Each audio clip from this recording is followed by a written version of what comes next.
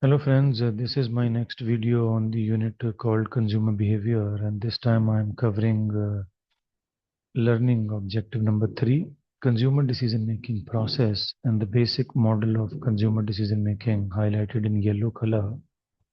So moving with the learning objective 3, first of all we need to understand what is the consumer buying process. See, it is a series of stages. A consumer when makes a decision runs through 5 stages. First of all, he needs to recognize the problem.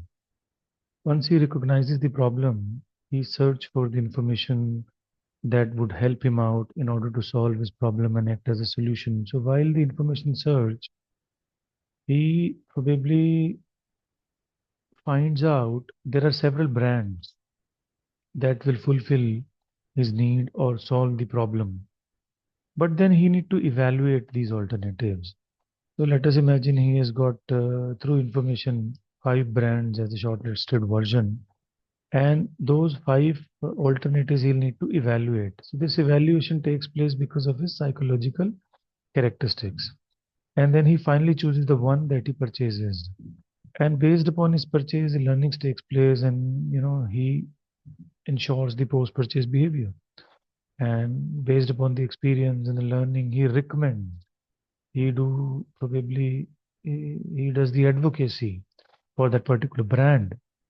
So this is the consumer decision making process one has to understand as a marketeer, so that at each stage of his buying process as a marketeer, we can apply different marketing strategies so that ultimately consumer buys our specific brand and talks positive on it so that we earn more number of consumers. These are the 5 stages I have spoken to you, and in more routine purchase, consumers often skip some of the stages. The first stage is the need recognition. When he recognizes this particular need, and as a marketeer you can trigger this need as well, and the trigger can happen through 2 ways. One is the internal stimuli, one is the external stimuli. Internal is something that is an automatic process. For example, if you are hungry, you'll have the internal stimuli and you require a food, so hunger rises to a level to become a drive, and then you start searching for the food. And the external stimuli is the promotions given by the marketer. For example, an advertisement or a discussion with a friend may convince you to buy a particular category of food, or if you have a travel need, to buy a particular category of car. So then, based upon the need or the problem recognition and the strength of the drive, you start searching for the information. It depends upon the ease of obtaining the information. If the information is easily available and the provisions has been made by the marketeer to ensure that you easily gets this information, so you are satisfied from search. So the value placed on this particular information is more. So as a marketeer, you need to make sure that consumer gets the information at ease wherever a consumer is trying to search for the information.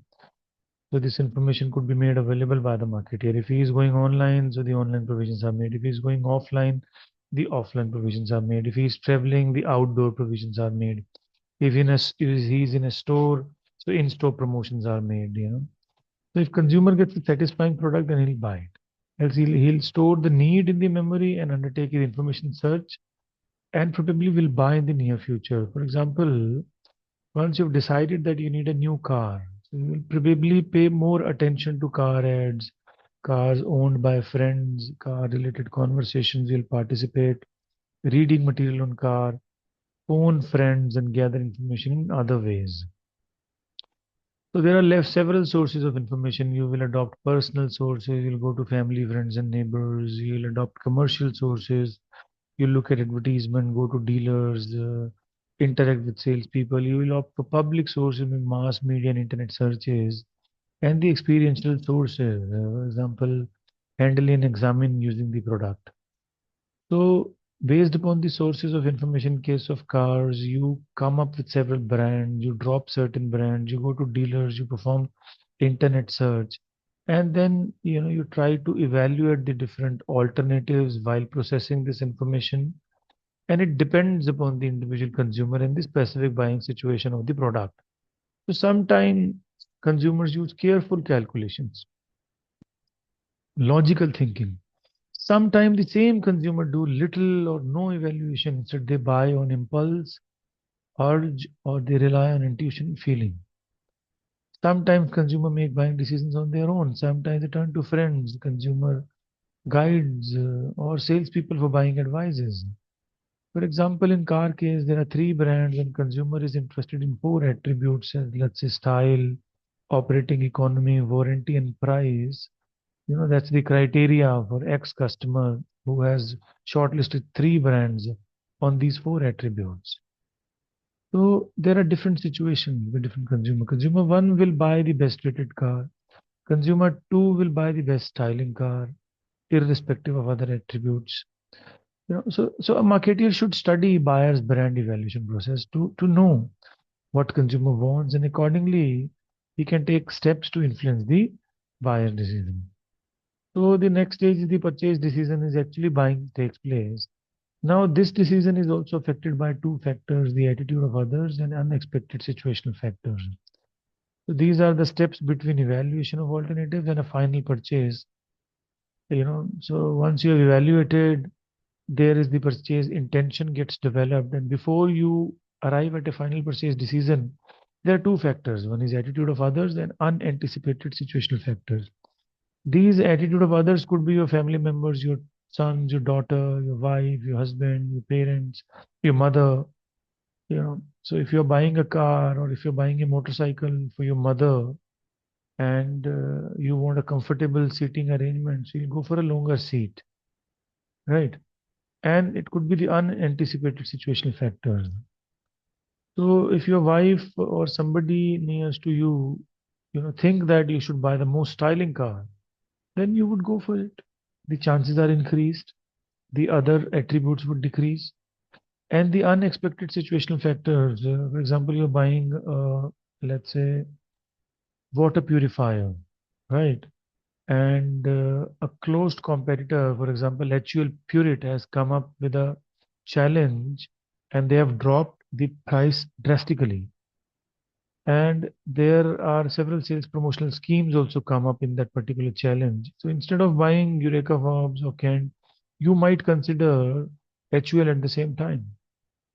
One of your friend, he is very disappointed in your preferred car and he suggests a negative feedback to you. So you'll drop that particular brand. A close competitor might drop its price or come up with the aggressive sales promotion. For example, you're trying to buy Whirlpool, but LG has made a sales promotion of 50% discount. You get confused for the refrigerator, for the washing machine.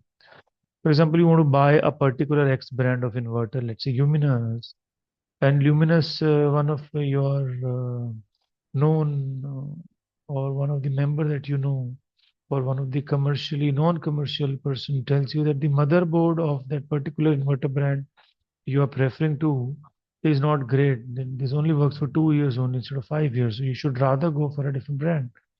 So probably you will drop your decision. So, Tata came up with an ad that you trusted it, we deliver, and this is 25 kilometer per liter. So, this is an unanticipated situational factor.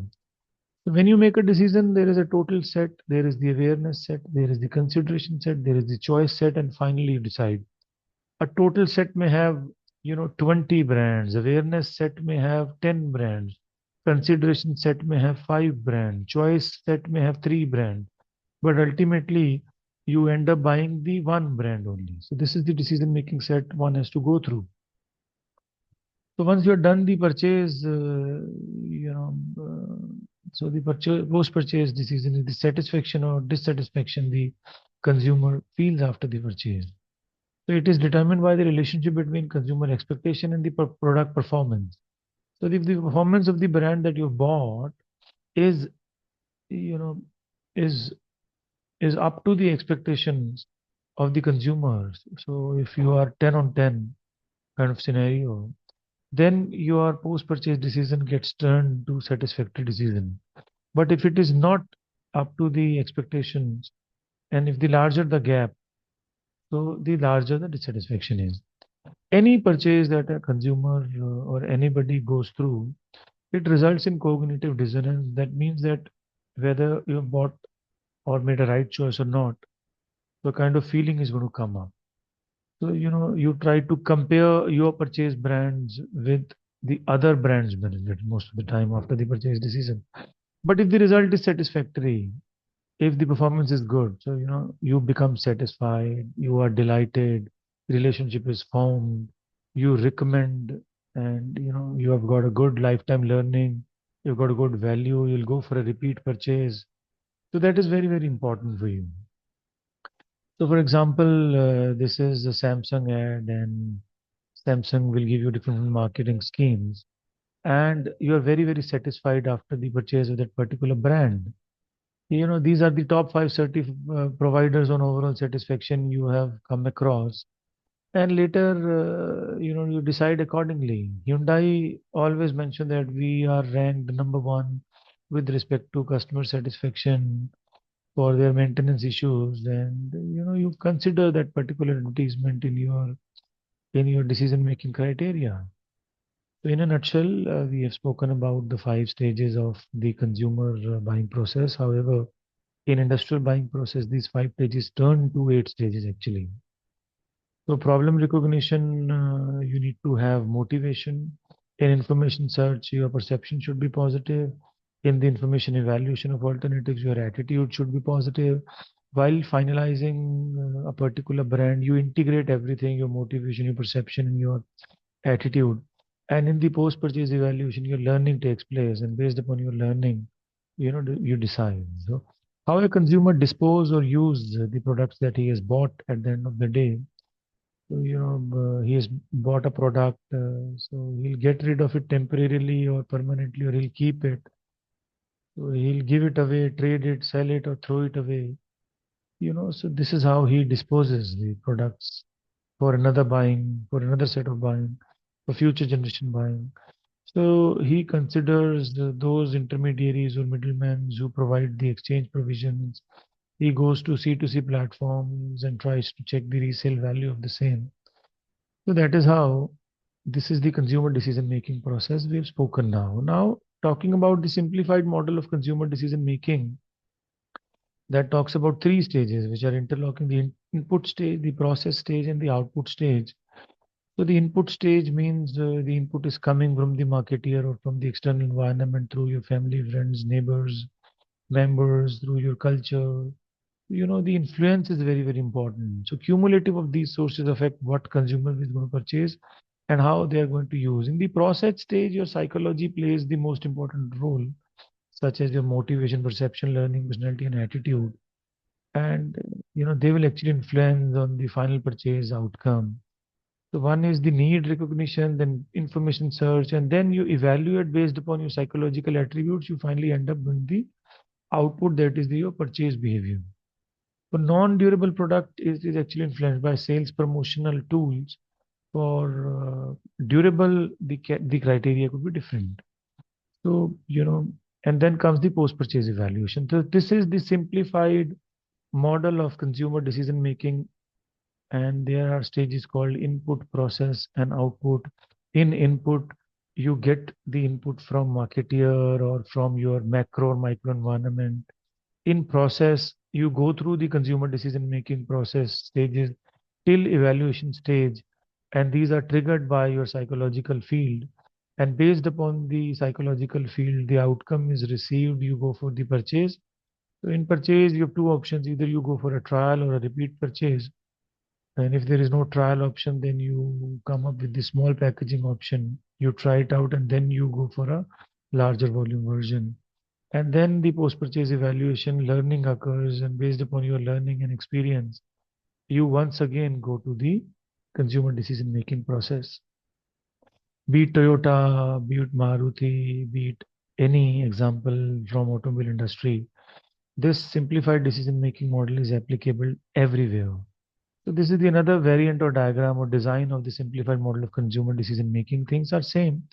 Internal psychological factors, firms marketing, micro macro environment coming, and then consumer going through decision making process and outcome is coming.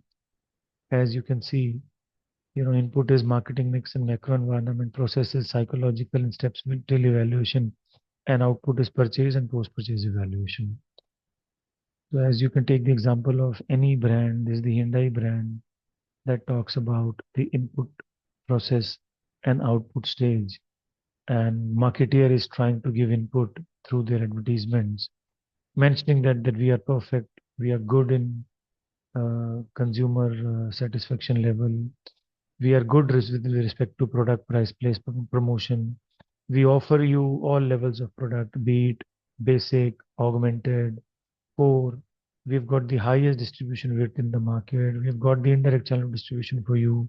These are the features, advantages, and benefits we have created so that you buy Hyundai only at the end of the day. That's the kind of intention a marketeer has for you. All right, so with this, we come to an end, and we've spoken about the consumer decision making process and simplified model of consumer decision making. And with this, I would like to end this video and thank you all for listening to my content.